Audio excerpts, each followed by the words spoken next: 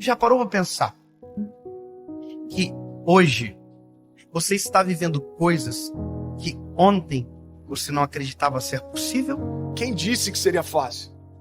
Jesus nunca disse que seria fácil, mas Ele deu uma promessa para nós: pode ser leve, porque eu vou trocar de fardo com você. Eu já troquei de lugar com você na cruz, então aquilo que você merecia receber, eu já recebi. E aquilo que eu merecia por parte do meu Pai, eu entreguei para vocês. Mas isso não significa que vai ser fácil, irmão. Se a gente perder tudo, mas não perder a fé, a gente não perdeu nada. Porque a fé é a chave que move o sobrenatural. A fé é aquilo que faz com que alguém que não tem nada aos olhos dos homens viva como alguém que já recebeu tudo aos olhos de Deus. Eu não me movo mais por aquilo que eu vejo, mas eu me movo por aquilo que eu creio. Se você se agarrar à fé que Deus depositou em você, nada vai ser impossível para você. Quem sabe não seja a hora de você crer no Deus que te respondeu hoje, quando ontem era impossível, e acreditar que amanhã Ele será presente na sua história e vai responder a sua oração. Uma palavra libera um destino. Uma palavra ressuscita mortos. As nossas decisões, elas têm impactos a curto, médio e longo prazo. Porque existem reflexos do que fazemos, repito, curto, médio e longo prazo. Coisas simples, sabe? Coisas que às vezes parecem ser até simples demais, mas que são importantes e que definem a nossa trajetória.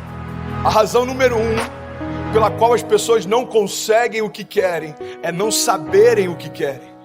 Se você parar para pensar na nossa vida, nós só valorizamos quando aquilo que estava nas nossas mãos vai embora. E nas nossas mãos não tinha valor, mas quando vai embora a gente percebe o valor que tinha, mas que nunca falamos quando nas nossas mãos estavam. Nós não olhamos com um olhar sensível para aquilo que temos, para o que somos. Nós precisamos de dor, nós precisamos de perda para verbalizar coisas que os nossos sentimentos ocultam, às vezes até mesmo de nós. Por que você murmurava ao invés de você declarar aquilo que você desejava ver? A fé não é a gente constatar o que está acontecendo, é a gente declarar o que vai acontecer. Então, ao invés da gente ficar murmurando, entenda isso em nome de Jesus, começa a declarar por fé as realidades ao teu redor e elas vão ser transformadas. Aquilo que poderia ser um ponto de tensão na minha casa se tornou um pilar de sustentação na minha casa. Por quê? Porque não tem a ver com aquilo que me cerca, mas como eu enxergo aquilo que me cerca. E é por isso que eu quero te convidar em nome de Jesus a entender, cara, a razão pela qual a gente não vive muitas coisas é que a gente não sabe para onde a gente quer ir. Às vezes você já está num lugar onde um dia você sonhou que esse lugar traria para você plenitude. Aí agora você já está ansioso com um novo futuro. Aí quando o futuro chega, você já está ansioso com um novo futuro. Sabe uma das coisas que eu mais tenho visto na minha geração? Quando aquilo que um dia era futuro se torna presente, ele está encontrando a gente ausente. Porque a gente já tá sonhando com um novo futuro desejado. É dolorido falar isso, mas já parou para pensar que tem gente que só vai entender a preciosidade da vida quando a de alguém de muito perto for ceifada? Eu não sei se você já teve a experiência de ir a um velório, mas vá a um velório, é pedagógico. Você sai do velório muito mais amoroso. Você sai do velório muito mais sensível, muito mais grato. Você agradece o ar que expira quando descobre que a pessoa que está no caixão faltou o ar para viver. Você valoriza o coração que bate no peito. Você valoriza a esposa que você tem. E às vezes só se valoriza quando perde. Você verbaliza, às vezes palavras fora de hora. Vá a um velório onde alguém que perdeu o pai e que nunca disse que o amava, para você ver a dor que era. Ele abraça o caixão, ele grita: eu te amo! Mas essa palavra não surte mais nenhum efeito, porque quem precisava ouvir não ouve mais. Porque tem coisas que só valem enquanto há tempo. Fora de tempo não vale mais. O seu posicionamento define os seus limites. Sabe, isso está ligado à tua fé, isso está ligado à tua família, isso está ligado ao teu chamado. O teu posicionamento define os seus limites.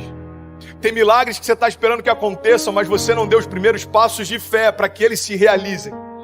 Tem romper que você está esperando que se manifeste, mas você ainda não deu os primeiros passos de fé para que ele aconteça. Tem momentos, irmão, que a gente está clamando para que Deus mande a chuva, mas a gente nem preparou a terra ainda.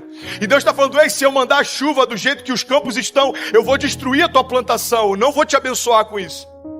É Deus falando: ei, se prepara para receber aquilo que eu quero derramar, se prepara para receber aquilo que eu vou derramar sobre você. Você precisa se posicionar na direção do teu milagre.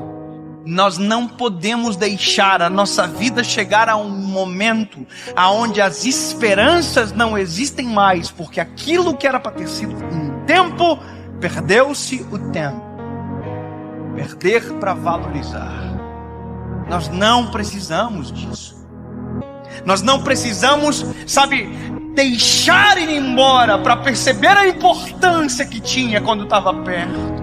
Alguém que não é rei ainda, mas já se porta como tal, está preparado para assumir o trono. Você quer um exemplo claro? Deus unge Davi. Davi era improvável, Davi era desconhecido, Davi até para o seu pai e para os seus irmãos era invisível, mas a partir daquele dia, aos olhos de Deus, Davi já estava no trono. Só que aos olhos dos homens, olha para mim em nome de Jesus, como demorou um período entre a unção de Davi e Davi assumir o reinado. Aos olhos dos homens, os homens olhavam para o trono e viam Saul. Aos olhos de Deus, o trono estava vazio, irmão, porque o rei que era por direito ainda não havia se assentado lá. Ei, Deus está falando: tem tronos que você está olhando e parece que estão ocupados, aos meus olhos já foram esvaziados. Não se mova por aquilo que o homem vê. Eu não vejo como o homem vê. Talvez você está olhando para uma situação e ela parece intransponível. Jesus já está olhando lá na frente e já foi vencida. E ele está falando: ei, você está preocupado por conta dessa crise? Eu conheço o teu futuro. Eu sou aquele que, eu não tenho, entendi isso, irmão. Jesus, ele não está na eternidade, a eternidade está em Jesus. Então ele conhece a eternidade passada, a eternidade futura. É por isso que algumas crises para os céus não fazem sentido, porque às vezes uma crise financeira abate a gente, mas Jesus já sabe o que está te esperando na estação seguinte. E ele está falando para a gente nessa manhã: ei, você está preocupado por conta dessa crise? Filho, eu desenhei a tua história, eu sei onde você vai, fica tranquilo. Pare de reclamar daquilo que você ainda não se moveu para viver. Pare de reclamar do resultado de escolhas que você não fez.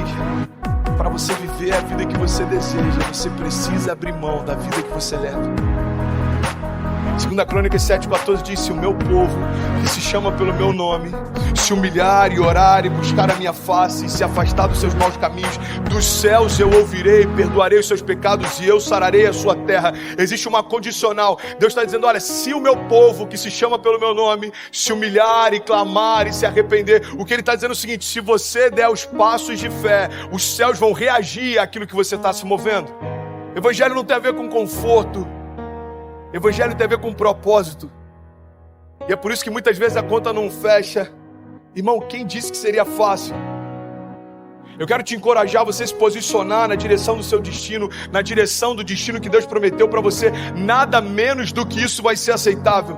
Salmo 126, versículo 5 diz: aqueles que semeiam com lágrimas, com cantos de alegria colherão. Aquele que sai chorando enquanto semeia, voltará com cantos de alegria, trazendo seus feixes. Mas eu não posso